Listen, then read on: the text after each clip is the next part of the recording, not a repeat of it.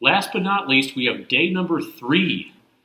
This time we're going to be talking about absolute convergence versus conditional convergence versus divergence. Okay, so the converging series are now split into 2 subcategories. They can either be absolute or conditional. This is something that College Board introduced into the BC curriculum within the past 5-6 years. I've always taught it, but now it's mandatory. And so I'll try to take you through what this means. This is best kind of served by examples, and I made 3 examples for you. We'll see if I can explain it first. Remember a couple days ago, I was teaching AST for the first time, and one of my examples looked like this. And that ended up converging by the alternating series test. But I said, what if it hadn't had the blinker light? If it had just been a 1, it wouldn't converge. It would have diverged. It would have been a diverging p-series. That kind of strikes a chord. I remember that. That deals with absolute versus conditional convergence from today. But to make this a better example, let me change this n to the 1/4 in the denominator. I'll change it to n to the 4th. All right, I think everybody can see that this still would converge by AST. It still follows the rules. It checks both boxes off. The non-blinker light part, if you will, the non-alternating component of 1 over n to the 4th, does head towards 0 as n goes out to infinity. It is decreasing. Okay. You know what's cool, though? If you put absolute value around it, what that would do is it would knock the alternating component out, but it would still converge because it's a converging p-series. So this first part says, hey, look, if you converge with the absolute value on yourself, then certainly you're going to converge if you take the absolute value off. So in other words, if something that has to stay positive all the time converges, then certainly something that's positive and negative sort of simultaneously has a better chance of converging. And we've seen that in the past. The mixture of positive and negative terms kind of tends to tame the series and make it chill a little bit more and tends to converge it. So intuitively, that kind of makes sense. All right, the definitions of absolute and conditional convergence. Number 1, a sum is absolutely convergent if you throw absolute value around it and it converges. And that's why we call it absolutely convergent. Absolutely convergent refers to absolute value, not, oh, absolutely, like definitely. That's not what it means. It means absolute value.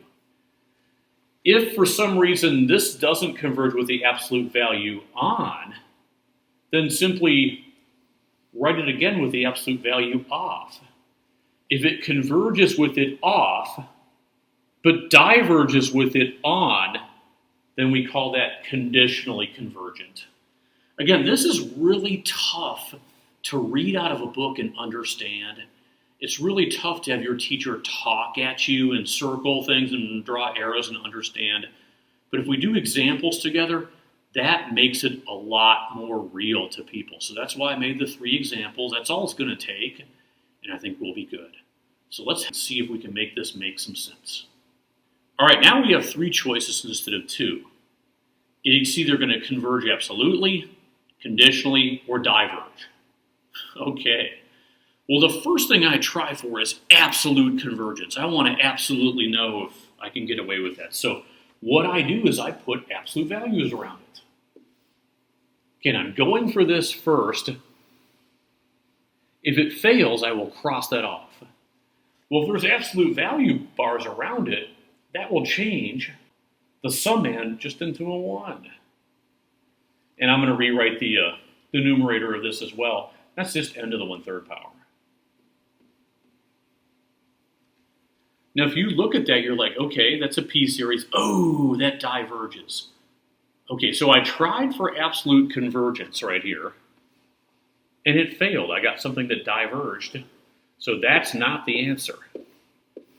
So now we're just down to 2 things. This thing can either converge conditionally or diverge. I liken this to a baseball doubleheader or a softball doubleheader. It's like, oh, we lost the first game. But don't worry, there's a nightcap. Maybe we can split the doubleheader. Maybe we can win the second game. That way we won't leave disappointed. So we're going to take the absolute value off and try this problem again. Okay, let me just do a rewrite. The alternating component is there, so AST is alive and well. The cube root of n, I can try that as n to the 1/3 if I want. I can leave it cube root, it doesn't matter. The key here is that the 1 over n to the 1/3 is the a sub n. All right, since it alternates, let's try for AST. Does the a sub n head towards 0 as n grows? Yes. Is the a sub n decreasing every time? When you plug in 1s, 2s, 3s, 1 to the 1/3, 2 to the 1/3, 3 to the 1/3. Yeah, that's the denominator is growing, the numerator is not. Yeah, it's getting smaller. Okay, then this does converge by AST. So the overall answer would be converges conditionally. Again, we tried absolute value, it didn't work, so the absolute is gone. We tried it the way it was, and it converged, so that's conditional convergence. All right, I'm going to write out kind of the work that I'd like to see on a homework, just so you kind of know what I'm looking for. All right, this is excellent work. You can really see my thinking here becoming visible. I first tried it using absolute value. You can see they're in red. It didn't work. It was a diverging p-series. But wait, we have another chance. You don't have to write that in your homework, by the way. I tried AST. You can see in the lower right corner, I had to make sure that AST was legit. Both prerequisites worked. On a test or quiz, you'd want to write that out and show me that you realized that. Then since AST is applicable, it will converge conditionally. If AST still didn't work, then the problem would diverge. The sigma would diverge. All right, let's try another. All right, does this series converge absolutely, conditionally, or diverge? Let's go for absolute. Let's put an absolute value around it. That would just simply make it, well, you wouldn't have this anymore. That'd just be 3 to the n over 2 to the n, which is 3 halves to the n. Well, I can tell you that that's a diverging geometric series, so that's going to diverge. So it's not going to converge absolutely, that's out. Okay, we do have another chance by taking the absolute value r's off. Maybe this thing will actually converge conditionally. So again, this becomes the a sub n. Since we have an alternating component, there's a chance that AST will work. All right, is the limit as n approaches infinity of the a sub n equal to 0? We have to figure that out. And then is it decreasing every time? Well, actually, you know what? This fails right here. Because the limit as n approaches infinity, you can see is going to be 3 halves, and that's not 0. So this won't even converge conditionally. It's going to diverge. And at this point, the reason would be the nth term test. You can see that AST and nth term test work well together, especially since the AST is a converging only test and the nth term is a diverging only test. They tend to kind of share space with each other in a lot of these problems. Determine whether this series converges conditionally, absolutely, or diverges. We always try for absolute first, so let's make it absolute value. That's going to turn it into this.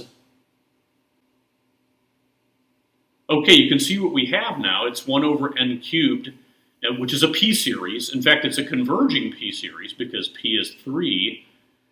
And so since it converged with the absolute value on, we're done. The answer here is converges absolutely, which makes us absolutely done. We don't have to do the converges conditionally part. If it's going to converge with absolute values on, clearly it's going to converge with absolute values off. So that's it. All right, so I gave you an example of each of the types.